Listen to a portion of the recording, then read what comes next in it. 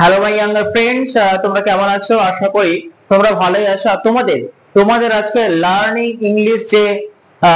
English যে তোমাদের একটা পথ চলা শুরু হয়েছিল, যেটা বেসিক টু অ্যাডভান্স ক্লাস, আজকে তার পর্ব নাম্বার 3। আজকে তার তৃতীয় দিন। প্রথম দিনে আমরা শিখেছিলাম ওয়ার্ড কাকে বলে, সেন্টেন্স কাকে বলে, কিভাবে ওয়ার্ড এবং কিভাবে সেন্টেন্স গঠন করা হয়। তারপর আমরা কি দেখলাম? সেন্টেন্সের পার্ট দেখলাম, অংশ দেখলাম, যেটা আমরা ভাগ করেছিলাম সাবজেক্ট এবং প্রেডিকেট, রাইট? এই সাবজেক্ট কাকে বলে, কিভাবে ফাইন্ড আউট করতে হয়, প্রেডিকেট কাকে বলে, কিভাবে ফাইন্ড আউট করতে হয়, আমরা কিন্তু দেখে ফেলেছি। আজকে এই সাবজেক্ট এবং প্রেডিকেট বিষয়টিকে আরো বিস্তারিত ভাবে আমরা একটু ফাইন্ড আউট করার চেষ্টা করব। ওকে, চলো তোমরা ঝটপট খাতা বই নিয়ে রেডি হয়ে যাও এবং আমার সঙ্গে সঙ্গে ক্লাসগুলো করতে থাকো। তোমাদের এখন থেকে ক্লাসগুলো আরো ইজি হয়ে যাবে, এটা তোমাদের অবশ্যই আমি বলতে পারি। তোমরা অবশ্যই চটপট খাতা নিয়ে রেডি হয়ে যাও। আমরা কিছু এক্সাম্পলের মধ্য দিয়ে এই জিনিসগুলো বোঝার একটু চেষ্টা করব। আমরা তো বুঝে গেছি যে সাবজেক্ট এবং প্রেডিকেট কাকে বলে।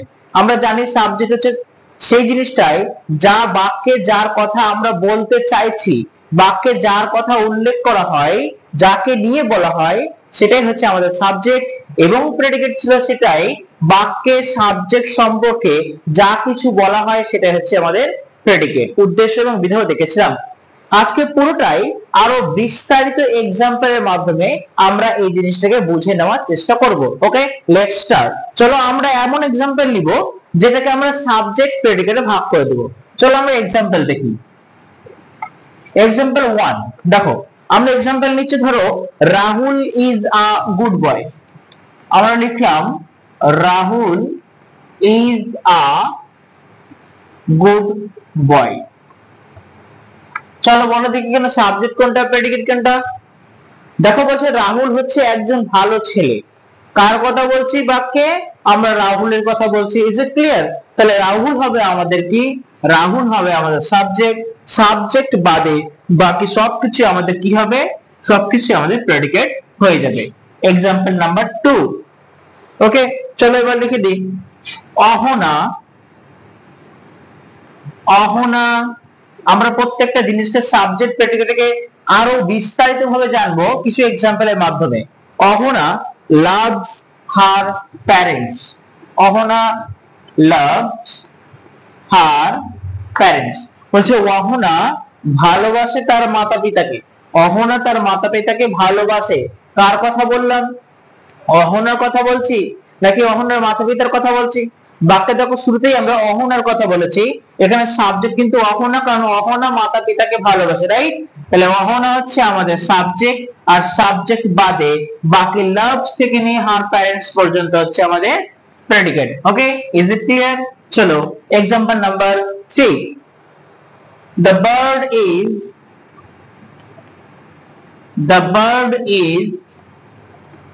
flying in the sky. The bird is flying in the sky. পাখিটি আকাশে উড়ছে। The bird is flying in the sky. কার কথা বললাম সাবজেক্টে? আমি যদি বলি পাখিটি আকাশে উড়ছে, তাহলে এখানে কার কথা বলা হচ্ছে? নিশ্চয় পাখিটার কথা বলা হচ্ছে, the bird। তাহলে এখানে সাবজেক্ট হচ্ছে the bird, সাবজেক্ট হচ্ছে the bird, এবং বাকিটুকুটা is থেকে নিয়ে স্কাই পর্যন্ত এই সবটুকুটা হচ্ছে আমাদের প্রেডিকেট। চলো আর কিছু এক্সাম্পল নিই আমরা। এক্সাম্পল নাম্বার 3 তোমরা অবশ্যই খাতায় নোট করবে, তাহলে ব্যাপারগুলো তোমাদের কাছে আরো ইজি হয়ে যাবে। ওকে, চলো দেখে নি। Mister Sen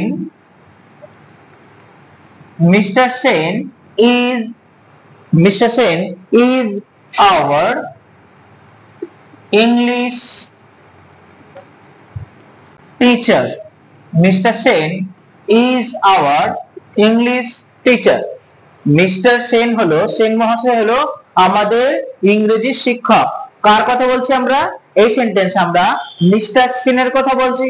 so mister Sen is subject and is to teacher is our English teacher পুরোটা হচ্ছে প্রেডিকেট। আমরা আরেকটা এক্সাম্পল নিব, দেখি এক্সাম্পল নাম্বার 5। বোঝা যাচ্ছে ক্লিয়ারলি? বোঝা গেলে অবশ্যই আমাদের কমেন্ট বক্সে তোমরা কমেন্টে জানিয়ে দেবে যে স্যার বুঝতে পারছি। Next, the girls are singing. The girls are singing. অর্থাৎ মানে কি, মেয়েগুলো গান করছে, মেয়েগুলো গান করছে। কাদের কথা বলছি আমরা? আমরা বলছি মেয়েদের কথা, the girls, that is subject, and are singing এইটুকু অংশ আমাদের কি প্রেডিকেট। তাহলে সবার কাছে সাবজেক্ট এবং প্রেডিকেট ফাইন্ড আউট করা ইজি হয়ে গেল। আমরা সাবজেক্ট কাকে বলছি দেখে ফেলছি, প্রেডিকেট কাকে বলছে বুঝে ফেলছি। তাহলে সাবজেক্ট প্রেডিকেট মোটামুটি আমরা ভাগ করতে পারছি। ওকে, আমরা নেক্সট কিছু এক্সাম্পলে চলে যাব, যেখানে তোমাদের দেখাবো। দেখো, আমরা তোমাদের সামনে কিছু এমন সেন্টেন্স দেব যেখানে সাবজেক্টে ঘর থাকবে ফাঁকা। এখন আমি তোমাদের দিতে চলেছি আরো কিছু এক্সাম্পল, যেখানে আমি তোমাদের সাবজেক্টের ঘরটিকে ফাঁকা রাখবো এবং বাকি ঘরগুলোতে আমি কিছু সেন্টেন্স লিখে দেব। তোমাদেরকে সুটেবল সাবজেক্ট দিয়ে, উপযুক্ত সাবজেক্ট দিয়ে সেই জায়গাগুলো ফিল করতে হবে। Is it clear? চলো আমরা কিছু সেন্টেন্স বোর্ডের উপর লিখি। তোমাদেরকে কি করতে হবে? সাবজেক্ট দিয়ে সেগুলো ফিল করতে হবে। তো আমি এখানে হেডিং লিখে দিচ্ছি ফিল উইথ সাবজেক্ট। হেডিং লিখলাম ফিল উইথ সাবজেক্ট। চলো example number 1, dash are green in colour, dash are green in color. Next, dash takes care of me, dash takes care of me. 3, dash is my friend, dash is my friend. এগুলো basic থেকে advance. So example অনেকের কাছে কি হতে পারে, easy হতে পারে, তবে যারা নতুন শিখছো তারা অবশ্যই শুরু থেকে নিয়ে বোঝার চেষ্টা করবে, এবং যারা জানো তারা অবশ্যই উত্তর দেওয়ার চেষ্টা করবে, নোট ডাউন করার চেষ্টা করবে। এবার লেখো dash guard our house, dash guard our house, আমাদের বাড়ি পাহারা দেয়। Example number 5, dash are students, dash প্রত্যেকটা কি করতে হবে? সাবজেক্ট দিয়ে ফিল করতে হবে। Number 6, dash are playing in the field, dash are playing in the field. Okay, এবার দেখো আমরা 6খানা এক্সাম্পল এখানে নিয়ে ফেলেছি, যেখানে যেখানে তোমাদের প্রত্যেকটা ফাঁকা ঘরের সাবজেক্ট দিয়ে ফিল করতে হবে, প্রত্যেকটা ফাঁকা ঘরের সাবজেক্ট দিয়ে পূর্ণ করতে হবে। এখন ভালো করে দেখে নাও, আমি বলেছি সুটেবল, সুটেবল সাবজেক্ট। তোমাদের ইচ্ছে মতো তোমরা সুটেবল সাবজেক্ট দিয়ে এগুলো কিন্তু ফিল করতে পারো। কি করতে পারি আমরা দেখি, dash are green in colour বলছি কি এমন জিনিস বা ব্যক্তি যারা আকার রঙে সবুজ হয়। আমরা জানি যদি গাছগুলোকে দেখি, আমরা জানি গাছকে আমরা সবুজ রঙের আখ্যায়িত করি, যদিও তাদের গুড়িগুলো কি হয়, খয়েরি হয় বা গ্রে হয়, তবে আমরা কি গাছকে যেহেতু পাতার রং অনুযায়ী রং ধারণ করে বলি, তাহলে এখানে গ্রিন বলা হয়েছে, আমরা কি করব? ট্রি কথা দিব। তার মানে এখানে দেব ট্রিজ। কেন ট্রিজ দেব? এখানে আর রয়েছে প্লুরাল ফর্ম, তাই লিখবো আমরা trees are green in colour, অর্থাৎ গাছেরা রঙে সবুজ হয়। ওকে, ইজ ইট ক্লিয়ার? নেক্সট দেখো dash tax care of me, বলছে কোন একজন ব্যক্তি আছেন যে আমার যত্ন নেয়, আমার যত্ন করে। কি একজন? এখানে একজন, সে সিঙ্গুলার ফর্মটা আমরা এখানে বসাবো। ধরে নাও কি, যদি আমরা বাবাকে ধরে নিই, মাই ফাদার লিখতে পারি, মাই মাদার লিখতে পারি, হি লিখতে পারি, সি লিখতে পারি, যে কোনো সিঙ্গুলার ফর্ম এখানে বসাবো। তার কারণ হচ্ছে ভার্বের সঙ্গে এস নিয়ে বসে আছে। তাহলে আমরা এটুকু এখান থেকে জানতে পারি যে কোনো ভার্বে পাশে যদি এস বা ইএস যুক্ত থাকে, তাহলে তার সাবজেক্টটি হবে অবশ্যই সিঙ্গুলার ফর্ম। তাহলে এখানে যে কোনো একটা সিঙ্গুলার ফর্মের নাউন অথবা আমরা প্রোনাউন নিতে পারি। তাহলে আমরা এখানে নিলাম হি নিতে পারি, তাহলে লিখতে পারি হি tax care of me. Next দেখো ড্যাশ ইজ মাই ফ্রেন্ড, তাহলে এখানে কার নাম নিব? যে কোনো প্রোনাউন নিতে পারি, যে কোনো নাউন নিতে পারি, যে বলতে পারি ড্যাশ হলো আমার বন্ধু। কে বন্ধু? ধরো এখানে কারো নাম নিলাম রকি, তাহলে ঘরে হইল কি, রকি ইজ মাই ফ্রেন্ড। বোঝা গেল? নেক্সট দেখো ড্যাশ গার্ড আওয়ার হাউস, বলছে কারা বা কে আমাদের বাড়ি পাহারা দেয়। আমরা জানি বাড়ি পাহারা দেয় ওয়াচম্যান হতে পারে, অথবা প্রাণীদের ক্ষেত্রে আমরা কুকুরকে দেখি যারা বাড়ি পাহারা দেয়। এখানে আমরা কুকুর ইউজ করব, তোমরা যে কোনো ইউজ করতে পারো। তাহলে এখানে লিখবো dogs, dogs guard our house. এখানে আমরা ডগস নিচ্ছি কেন, দেখো ভার্বের সঙ্গে কোনো এস বা এস নেই, এখানে হচ্ছে প্লুরাল ভার্ব, তো এখানে প্লুরাল ফর্ম বা নাউন বা প্রোনাউন নিতে হবে। নেক্সট দেখো ড্যাশ আর স্টুডেন্টস, অনেকগুলো ছাত্রের কথা বলছে, এখানে লিখতে পারি উই আর স্টুডেন্টস, আমরা হলাম ছাত্র। আবার শেষেটা দেখো dash are playing in the field, যে কারা এমন আছে যারা মাঠে খেলছে, আমরা হতে পারি, তারা হতে পারে, তোমরা হতে পারো। এখানে আমরা তারা লিখে দিলাম, দে লিখলাম, they are playing in the field. এখানে অথবা আমরা দা বয়েজ লিখতে পারতাম, অথবা দা গার্লস লিখতে পারতাম, যে কোনো প্লুরাল ফর এখানে আমরা লিখতে পারতাম। তার কারণ হচ্ছে ভার্ব আমাদের রয়েছে আর। আমাকে বলা হয়েছিল যে কোনো সাবজেক্টে ফিল করতে, আমরা কিন্তু এই পোরশনটা ফিল করে দিলাম। সবার বুঝতে সুবিধা হয়েছে? ওকে, চলো আমরা এটাকে মুছে দিই। এরপরে আমি তোমাদের কিছু সাবজেক্ট প্রেডিকেট মিক্স করে দেবো, যেগুলো তোমাদের ম্যাচ করতে হবে। ওকে, চলো একটু ম্যাচ করা বলে একটু শিখে নিই। দেখো আমি বাঁদিকে লিখছি, এখানে লিখছি আমি কিছু শব্দ সাবজেক্টে, এখানে এই ঘরটা নিলাম, আমরা প্রেডিকেটের ঘর নিলাম। ওকে, এখন দেখব কি কি লেখা যায়। এখানে নিলাম আ ডক্টর,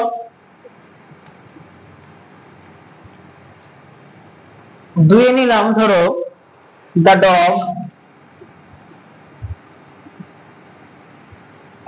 তিনে নিলাম কলকাতা, চারে নিলাম অমিত, পাঁচে নিলাম টাইগার্স, ছয়ে নিলাম ক্যাটস। এবার আমরা কিছু প্রেডিকেট লিখবো, ঠিক আছে? যদি প্রেডিকেট লিখে কি কি লিখতে পারি দেখো, ধরো নিলাম এখানে নিলাম, এতে নিলাম লিভ ইন ফরেস্ট,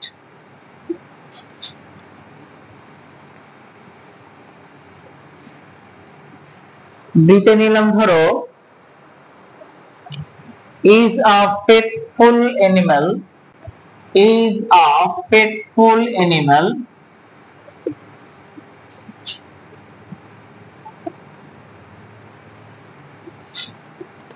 শীতে নিলাম ধরো, নেক্সট আমরা কি নিতে পারি, নিলাম is a big city, নিলাম তারপরে লাভ টু রিড পোয়েমস, তার আগে এটা নিয়ে নি ট্রিট পেশেন্ট, ট্রিটস পেশেন্ট, এটা নিলাম ধরে নাও নিতে পারি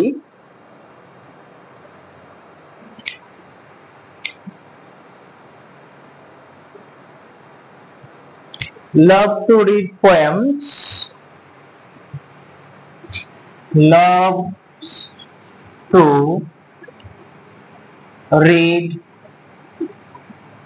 poems, এবং last one doctor dog Kolkata Amit Tigers,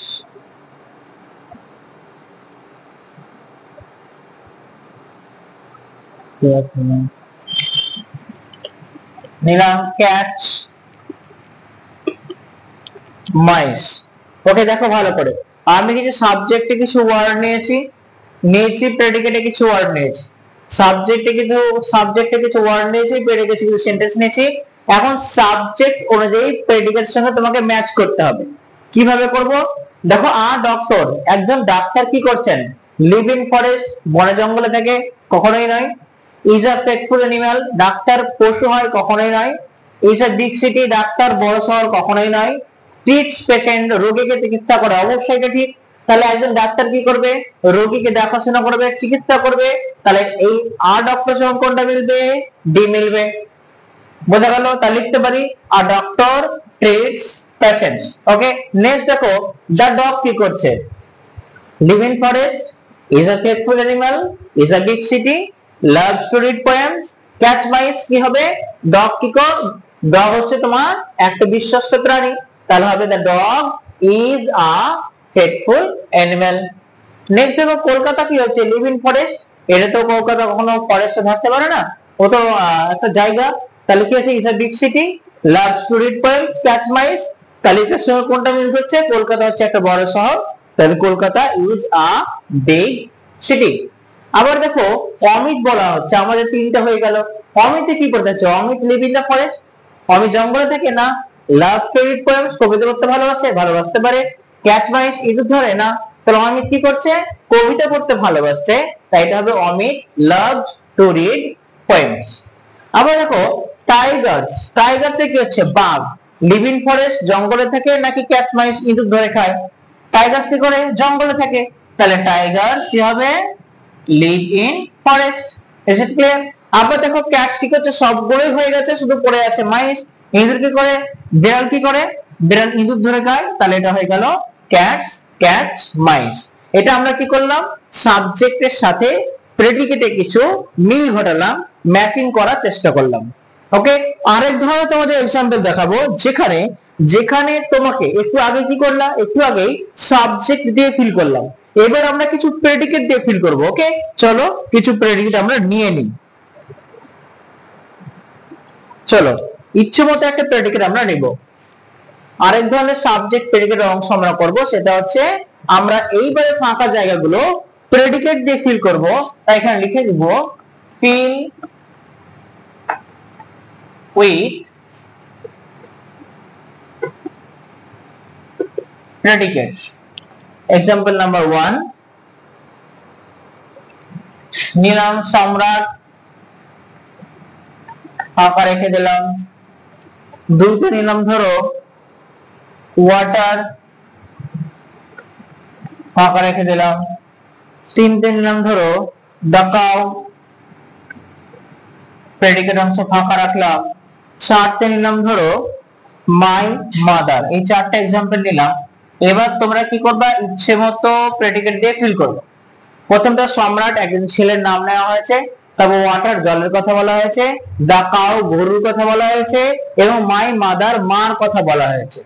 আমরা কি লিখতে পারি? যদি প্রথমে সম্রাট হয় কি লিখতে পারি? প্রেডিকেট দিয়ে ফিল করতে পারি, কি করব? সম্রাট কি লিখতে পারি? সম্রাট একজন ছেলে, ভালো ছেলে লিখতে পারি। সম্রাট ইজ আ গুড বয়। আবার দেখো ওয়াটার দিয়ে লেখা আছে, ওয়াটার দিয়ে কি করতে পারি আমরা? ওয়াটার ইজ ভেরি, কি করতে পারি? আমরা কি লিখতে পারি? জল হলো খুব মূল্যবান পদার্থ, ইজ ভেরি প্রিসিয়াস,